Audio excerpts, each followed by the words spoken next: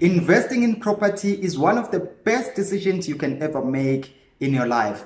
Investing in the township real estate market, like myself, is also equally one of the best decisions you can ever make for yourself, for your family, and the generations that come after you. It's the best thing you can ever do. But as you would know, with any other investment and any other thing that you do in life, it comes with its own challenges. Hello friends, my name is Lindokuhle Mnisi, and in this video today, I'm going to share with you some of the downside of investing in the township real estate market. If this is your first time on the channel, make sure you hit the subscribe button. Make sure you hit the like button as well. It helps with the algorithm of YouTube so that the videos reach a number of people that can get some insight and get some information from these videos. So let's get to it. What are the downside of investing in the township real estate market? I'll tell you a quick story. So as you would know, I'm very much invested in the township market. We've got properties, we've got, rental units in the township, and rental units that, house a number of families. Now, we had a situation in winter. As you know, in the township in winter, Eskom would implement what they call a load reduction. So what that means, it's basically when they switch off electricity, just like they do with load shedding. They switch off the electricity during certain hours to reduce the load on the grid. So they would implement this load reduction in the morning from 5 a.m. until 9 a.m. They would implement this load reduction at 5 p.m. until 10 p.m. just in densely populated areas. Now, the other challenge with that is one problem. The first problem, this whole load reduction thing that only affects the township. If you are invested in the township, obviously you will be affected by this. Your tenants will be affected by this load reduction that Eskom would implement. But also, what happened in the township that we're invested in, the transformer, the electricity transformer burst. And the process with Eskom is that if the transformer bursts, it takes like 3 months for them to install a new transformer.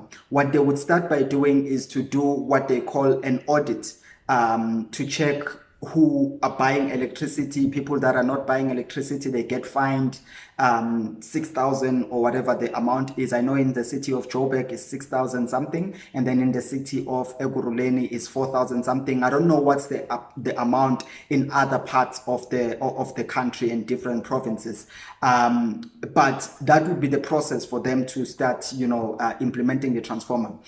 And imagine not having electricity for that period where they need to do the audits, they need to find people house to house and all that. It takes time. So that means there's no electricity for that duration of that process. And what do you think your tenants are going to do? Definitely tenants will move out. We also were affected actually by that same problem where the transformer in the community just burst. And when it burst, we had to stay 3 months without tenants because the tenants had to move out. So 3 months without tenants, which was obviously, catastrophic. It was quite bad for our bottom line. We do this rental unit so we can make an income, even though we are doing it so we can provide shelter to people, but it's also a business. So for that 3 months without the income, it's very bad. It was very bad. And electricity not being the only, challenge that the people in the township will be facing. There is now another issue of the water. The water now gets cut off without any notice, and also, if there is a notice and the water still gets cut off, it's still a problem. The other challenge that is facing the township real estate market is tenants. Not getting the right tenant, for your property, getting someone who will be hopping around looking for this place this time, and in the next 2, 3, 4 months, they are jumping, they are looking for another place. In the next couple of months, they are looking for another place. So having tenants that are not, loyal tenants that will not stay long in your property. That is also another challenge that you are likely to face in the township, and it's important to then treat your apartments or your rental units the same way they do in the gated properties, the gated estates, where they ensure that they put lease agreements in place, rental agreements in place. So you cannot also treat your rental units like it's an in and out type of situation. You must enforce some sort of contract, some sort of rental or lease agreements to ensure that the tenants that you get in are people that are fit for purpose, and they will stay a little bit longer, or they will abide by the contract that you have set. And also another issue that you may be facing in the township property market is that you'll find tenants that are not willing to pay a deposit. As you would know, if you are running rental units, you need to take deposit. That is to put you in a safe side and also put the tenants in a safe side. So you must take a deposit, and then you find tenants that would not want to pay a deposit. Imagine if that is a good tenant. You've done all the due diligence that needs to be done on the tenant, and the tenant is good, but they are not willing to pay a deposit. And another problem that you could be facing with tenants is that they get another job somewhere else and they have to move. So they keep on, you keep on rotating tenants. Because they find a job here, they work here for 3 months, and then they find a job somewhere else where they are going to stay again for the next 3 months, and you just end up circling and rotating your tenants just like that. That is one of the problems as well that are facing the property market in the township. Another challenge is late rent payments.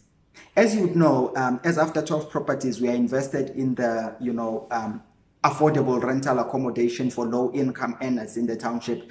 And when you invest in the property market in the township, you might just be faced with a challenge where you get late rent payments because you are dealing with people that are either not formally employed, or which are people that are doing piece jobs, people that are doing the small jobs and domestic work and all those type of work, and sometimes they don't get paid on a set day. So you might just be faced with a situation where you get late rent payment. I know this is a situation that is faced by anyone and everyone in the real estate market, be it in the upmarket gated estates, in the township, in back rooms, in apartments, in houses, those that are renting out their whole houses. It's a situation that everyone faces, but that is also just one of the problems that you are likely to face when you invest in the township market. The trick there is to ensure that you are aware in advance that could happen, and you are able to budget in advance to ensure that you don't fall short. If you, for instance, you are paying a bond in that property and you really depend on the rental amount in order to cover your bond. The last point is crime. So tenants could, decide that they are no longer feeling safe in that, community because of the escalating crime in the neighborhood, and they feel that they now need to move to a better, secure and safe place, and they would start, moving around to find the right place that is safe and secured based on their needs, because some of these people have families, they've got kids, they need their kids to be safe at all times. So if there's a constant situations of burglary, or crime, hijackings, or whatever that happens in the township, you may just be challenged with getting the right tenants to live in your properties, because tenants have now started asking the right questions, which is something that I also love, and I really encourage. What is the crime rate in this neighborhood?